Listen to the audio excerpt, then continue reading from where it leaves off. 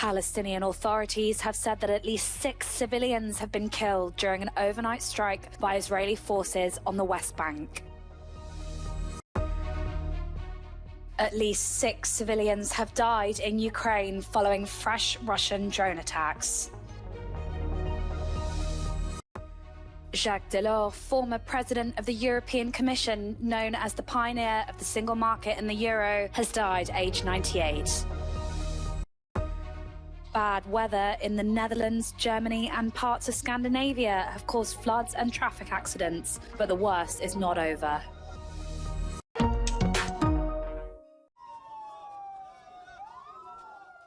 At least 6 Palestinians have been killed during an overnight strike by Israeli forces on the Now Shams refugee camp in the West Bank, said Palestinian authorities. More than 300 Palestinians have been killed in the West Bank since the start of the war. Palestinian Prime Minister Mohammed Shtayyeh on Wednesday claimed Israel had become an outlawed state as it continues its war against Hamas. لن تنتصر إسرائيل على إرادة الشعب الفلسطيني في الوصول إلى الحرية والاستقلال والدولة. والقتل اليوم البشع هو من باب الفشل.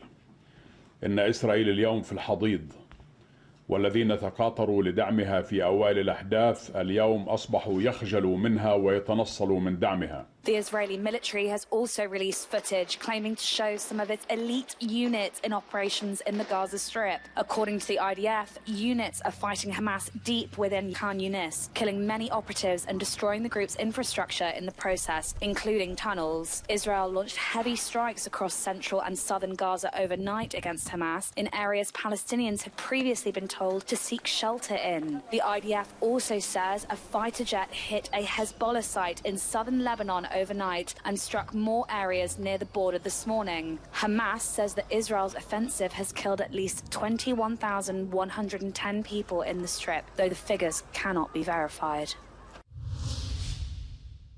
6 people have died in fresh Russian drone attacks on Ukraine. 1 person has died at a train station in Kherson, where more than 100 civilians were waiting for a train to Kyiv. The shelling has left 70% of the town's homes without electricity. Despite the devastation, one resident says Kherson will endure.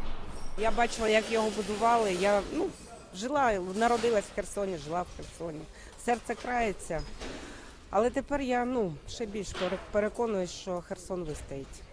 От саме після таких ударів сильних, потужних, після яких хочеться спочатку плакати, а потім береш себе в руки і знаєш точно, що ми вистоїмо. Приберемо все, потім позашивають вікна, вокзал, я думаю, і далі буде функціонувати.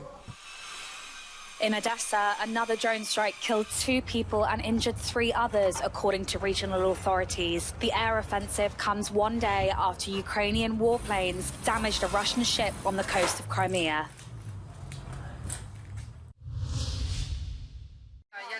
In a war with no end in sight, it is still possible to bring Christmas joy to the Ukrainian front line.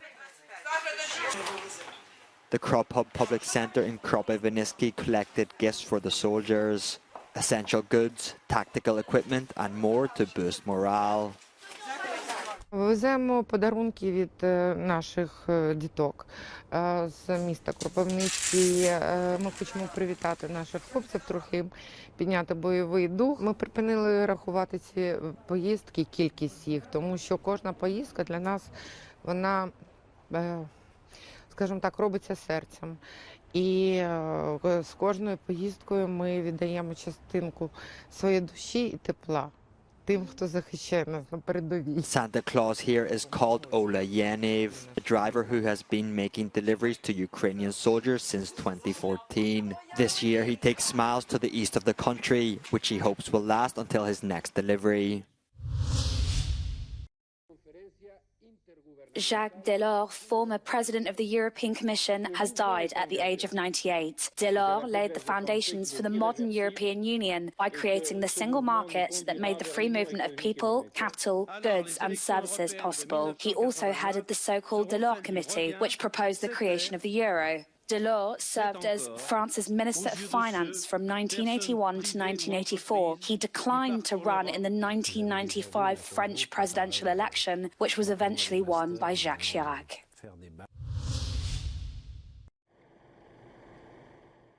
Born in Paris in 1925 into a humble family, Jacques Delors began his career as a member of the Banque de France in 1945 after studying economics at the Sorbonne. Involved in politics and trade unionism from an early age, he joined the French Confederation of Christian Workers, or CFTC, in 1944.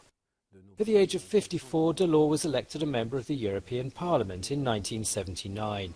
He chaired the Economic and Monetary Affairs Committee of the European Assembly until 1981, when he was appointed Minister of the Economy, Finance and Budget in Pierre Mauroy's government, where he participated in the European integration of French economic policy. 2 years later, he was elected mayor of Clichy and invested himself in the life of this Parisian suburb. Je ne serai pas un montreur de foire. But in 1985, he became president of the European Commission, a position he held for a decade. During that time, the single market became a reality. His achievements include the launch of the European and Economic Monetary Union that led to the Euro, the European Social Dialogue, the enlargements of the bloc, and the Erasmus programme. This Economic and Monetary Union became the central plank of the Maastricht Treaty, the biggest change since the bloc began. The treaty, on which Delors worked hard, entered into force on the 1st of November 1993, 2 years before the end of his term in office.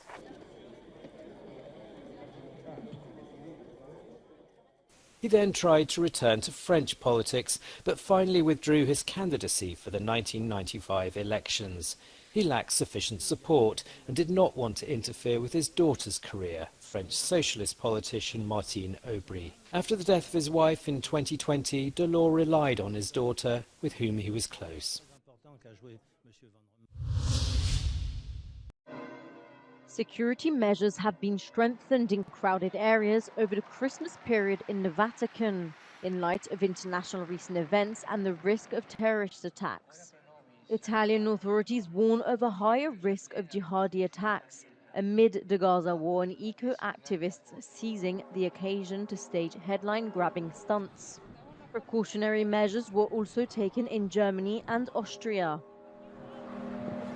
Zur Zeit, wie Jesus geboren ist, war es auch nicht sehr friedlich. Das ist nicht was Neues. Was gut ist, ist, dass unsere Exekutive so wachsam ist, dass man genau hinschaut. Ich fühle mich ganz sicher, aber man muss wirklich aufpassen. German police said they were taking precautions over Christmas after receiving intelligence of potential terrorist attacks on New Year's Eve. Wolfgang Schäuble, a legendary former finance minister in Angela Merkel's government, has died. The important figure in German politics passed away at the age of 81 on Tuesday evening. One of the architects of the country's reunification, as the former German Chancellor called him, had been paraplegic since 1990 after being shot. He was appointed as finance minister just before Greece's ballooning budget, earning him both praise and condemnation. Lee Sun-kyun, best known for his role in the Oscar-winning film Parasite, was found dead this Wednesday. The 48-year-old South Korean actor was found inside a car in a park in the center of Seoul. According to South Korean news agency Yonhap, he left a suicide note to his family. Lee was being investigated by the police for allegedly using marijuana and other psychoactive drugs.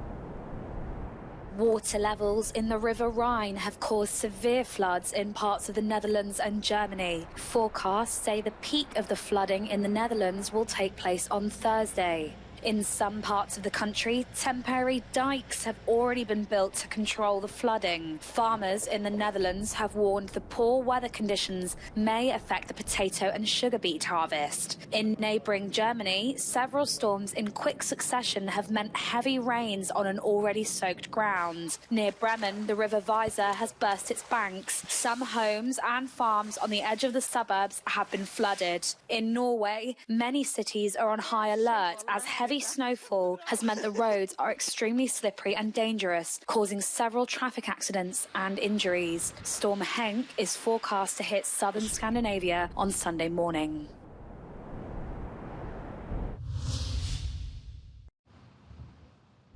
The cleanup has begun on Danish beaches after dozens of containers were lost at sea due to stormy weather. A Maersk ship lost 46 containers off the northern Jutland coast just before Christmas, whilst en route from Bremerhaven to Gdansk. Now, everything from fridges, needles and shoes are adrift at sea. Maersk said containers were lost due to rough weather.